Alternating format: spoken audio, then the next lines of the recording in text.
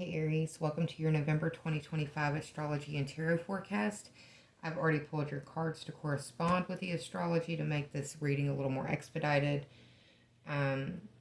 This is formulated for your rising sign, but if you want to watch for your sun and moon, you might get some flavor that will help you with the understanding of what you need to know for the month. Let's go ahead and get started. Mars, your ruler, is moving into Sagittarius, and this is your ninth house of long distance travels, foreign places, foreign people, foreign things, higher minded ideals, post secondary education, anything that takes a really long time to get to.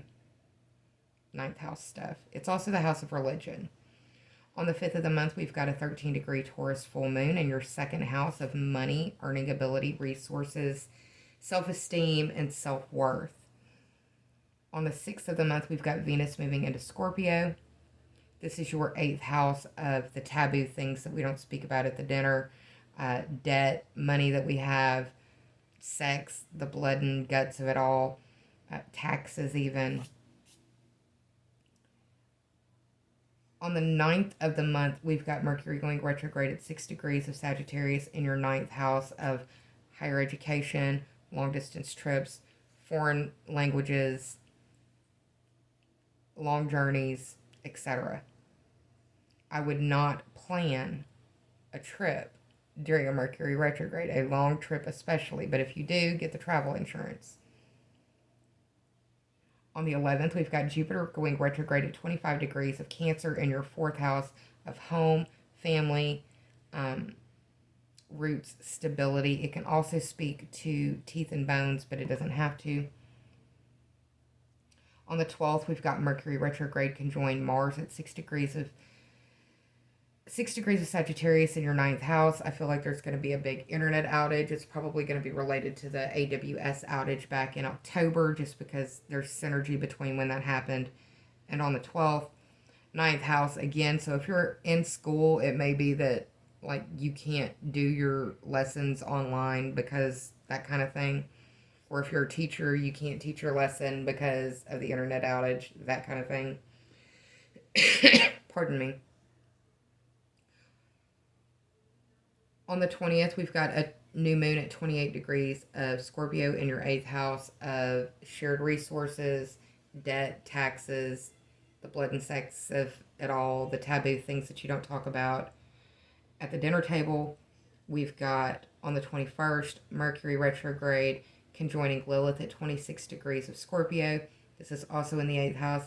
I feel like the Epstein files or Ghislaine Maxwell is going to be brought up in the news, mundane for us all. But for the Aries in the house, it will be in the 8th house. You will have 8th house topics being brought up around the 21st and the 20th.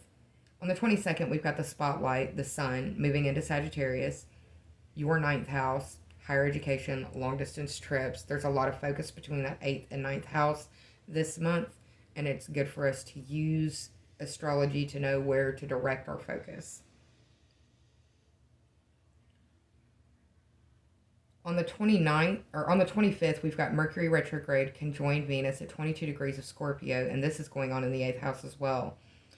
Because it's in the 8th house, Aries risings, and it's 22 degrees Scorpio, which is like a kill or be killed degree.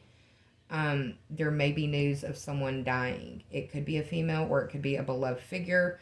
Come back and let me know what happened. I'm interested to know.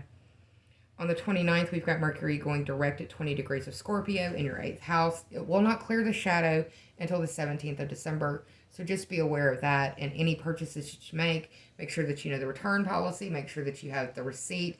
Make sure that you aren't holding a bag for something that you can't return because you didn't know the return policy and Mercury retrograde made it foggy. On the 30th, we've got Venus going into Sagittarius, and that's your 9th house. Again, that focus on long distance trips, higher education, higher minded ideals, and learning big topic things. I need to take a sip. I'll be right back.